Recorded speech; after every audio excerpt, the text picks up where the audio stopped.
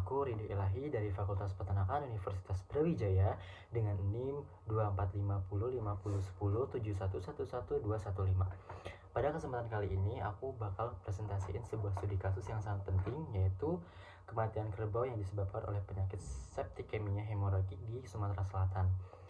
Kasus ini menarik perhatian karena melibatkan wabah penyakit yang tidak hanya terdampak pada populasi kerbau di wilayah tersebut, tetapi juga mempengaruhi kehidupan para ternak yang bergantung pada ternak mereka sebagai sumber penghidupan. Dalam presentasi ini kita akan membahas tentang lembaga penting yang terlibat pada kasus ini, yaitu Direktorat Jenderal Peternakan dan Kesehatan Hewan. Mari kita mulai dengan memahami kasus tersebut. Pada kasus kematian ternak kerbau di Sumatera Selatan, tepatnya di Kabupaten Pampangan ini, melibatkan lembaga penting yaitu Direktorat Jenderal Peternakan dan Kesehatan Hewan. Menurut laporan dari Balai Veteriner Lampung, Kementan, total kematian mencapai 410 ekor dari total populasi sebanyak 3.970 ekor di wilayah terdampak. Dampaknya tidak hanya dirasakan oleh peternak lokal, tetapi juga dapat mengancam populasi kerbau Pampangan secara keseluruhan yang mencapai 8.104 ekor. Dalam situasi ini, terdapat beberapa hambatan yang perlu diatasi. Ditjen PKH akan melakukan tindakan pengendalian dan pencegahan lebih lanjut. Ditjen PKH berkomitmen untuk terus memberikan dukungan dan langkah-langkah yang perlu dilakukan dalam penanganan kasus ini. Jadi, apa sih Ditjen PKH itu? Ditjen PKH adalah lembaga di bawah Kementerian Pertanian Republik Indonesia yang bertanggung jawab atas pengelolaan dan pengembangan sektor peternakan serta kesehatan hewan di Indonesia. Ditjen PKH memiliki fungsi utama dalam merumuskan kebijakan, mengkoordinasikan dan mengawasi pelaksanaan kegiatan yang berkaitan dengan peternakan dan kesehatan hewan. Fungsi spesifiknya seperti perumusan kebijakan, karantina dan keamanan pangan, dan peningkatan kesejahteraan peternak serta pengembangan industri produk hewan. Selain itu, Ditjen PKH memiliki ciri-ciri sebagai lembaga resmi, memiliki otoritas dalam merumuskan, melaksanakan, dan mengawasi kebijakan terkait peternakan dan kesehatan hewan. Fokus utama lembaga ini adalah pada kesehatan hewan dan pencegahan penyakit yang dapat mengancam hewan ternak termasuk yang bersifat zoonosis. Ditjen PKH berperan dalam meningkatkan kesejahteraan peternak melalui pelatihan, bantuan teknis, dan dukungan sumber daya. Dan Ditjen PKH memiliki peran penting dalam menjaga keamanan pangan asal hewan, memastikan bahwa produk yang dihasilkan oleh peternak memenuhi standar kesehatan dan bebas dari penyakit atau bahan berbahaya. Dari analisis fungsional ini dapat dilihat bahwa Ditjen PKH memegang peran yang kompleks dan luas dalam meningkatkan sektor peternakan dan kesehatan hewan, setiap fungsi saling berhubungan dan berkontribusi untuk mencapai tujuan strategis yang lebih besar, yaitu ketahanan pangan, keamanan kesehatan hewan, dan kesejahteraan masyarakat peternak. Ditjen PKH sebagian besar beroperasi sesuai dengan fungsinya dalam meningkatkan sektor peternakan dan kesehatan hewan di Indonesia. Namun, beberapa penyimpangan masih terjadi, terutama terkait keterbatasan sumber daya, pengawasan yang tidak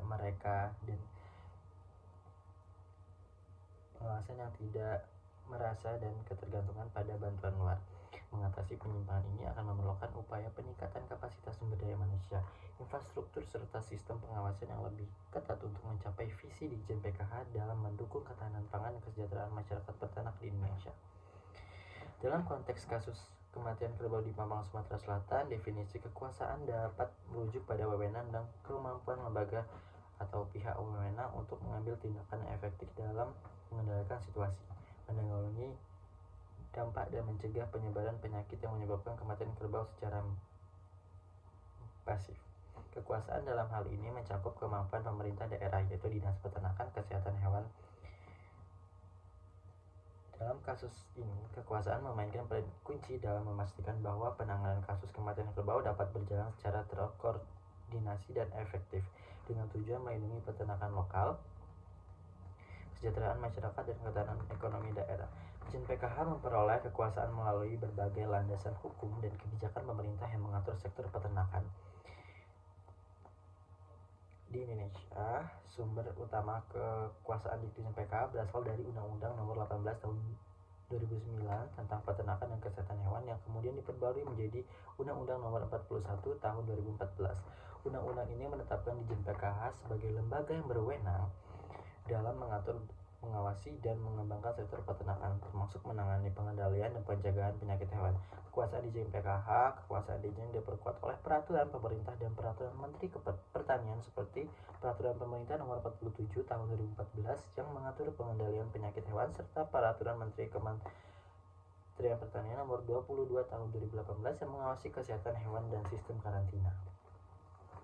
Saluran kekuasaan dalam Dirjen PKH berada di bawah arahan Menteri Kementerian yang memiliki kewenangan tertinggi dalam menetapkan arah kebijakan sektor pertanian, termasuk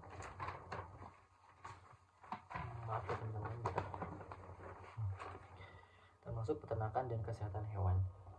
Menteri memberikan arahan strategis dan kebijakan utama yang dijalankan oleh Dirjen PKH. Dirjen PKH juga memiliki unit pelaksana teknis atau UPT di berbagai daerah yang membantu dalam pelaksanaan program khusus seperti vaksinasi dan pengawasan penyakit hewan. Dirjen PKH juga berkoordinasi dengan lembaga penelitian, perguruan tinggi, organisasi peternak, serta mitra internasional dalam pelaksanaan program dan penelitian di bidang peternakan dan kesehatan hewan untuk memastikan kebijakan dapat berjalan efektif dengan dukungan data, bantuan teknis, dan penelitian yang mendalam. Sumber kekuasaan Dirjen PKH dalam melaksanakan tugasnya berasal dari beberapa aspek. Yang pertama, sumber kekuasaan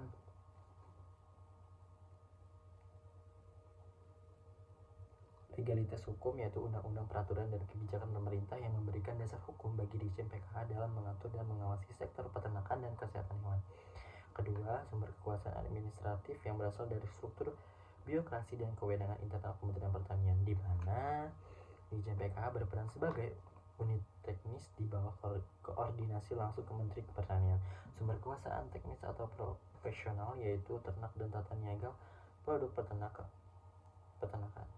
Keempat, sumber kekuasaan relasional yang berasal dari kemitraan dan kerjasama Dirjen PKH dengan pihak eksternal seperti lembaga penelitian, perguruan tinggi, serta lembaga internasional bergerak di bidang kesehatan hewan dan peternakan.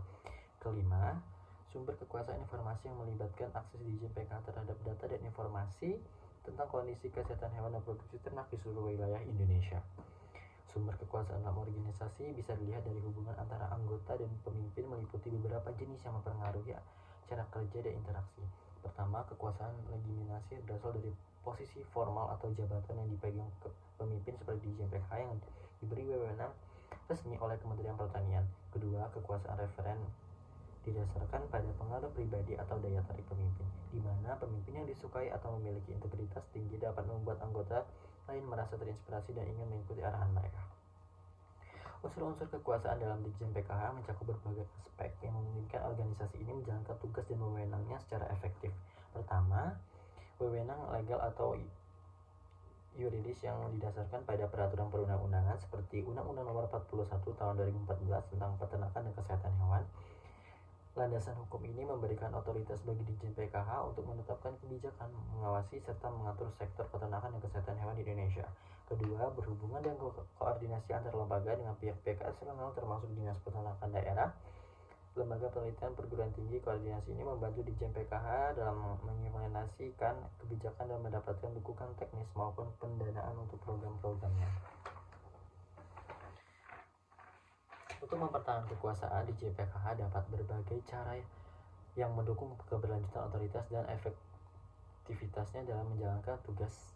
Yang pertama, memperkuat landasan hukum dan peraturan dengan memperbarui regulasi yang relevan dan sesuai pertimbangan industri peternakan, sehingga Dirjen PKH memiliki dasar legal yang kuat untuk mengatur dan mengawasi sektor ini. Kedua, meningkatkan kompetensi sumber daya manusia atau SDM di dalam Dirjen PKH melalui pelatihan dan pengembangan keahlian dengan memperkuat kemampuan teknis, baik dalam hal kesehatan hewan maupun peternakan.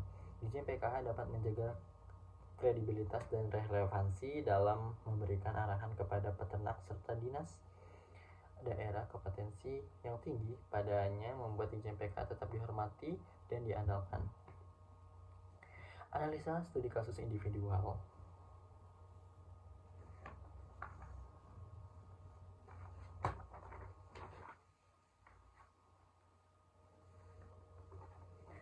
Maaf teman-teman, sumber perubahan sosial yang menyebabkan permasalahan kematian kerbau di Pampangan, Sumatera Selatan. perubahan sosial di Pampakan Sumatera Selatan seperti modernisasi, perubahan ekonomi dan degradasi lingkungan menyebabkan pergeseran dalam cara masyarakat memandang dan mengelola peternakan kerbau. Hilangnya praktik tradisional, kurangnya edukasi, serta ketergantungan pada bantuan pemerintah juga memperbarui situasi. Kombinasi dari perubahan-perubahan ini menciptakan kondisi yang rentan terhadap wabah, penyakit, dan kematian kerbau secara masif. Untuk mengatasi ini diperlukan pendekatan holistik yang melibatkan edukasi, pelestarian tradisi, dan penguatan industri peternakan. Oke, itu aja teman-teman dari aku ucapin makasih sama teman-teman yang udah nonton video ini, dan ini juga aku buat sebagai syarat UAS, ujian akhir semester di Fakultas Peternakan, mata kuliah Sosiologi Peternakan. Sekali lagi aku ucapin makasih sekali lagi kepada teman-teman.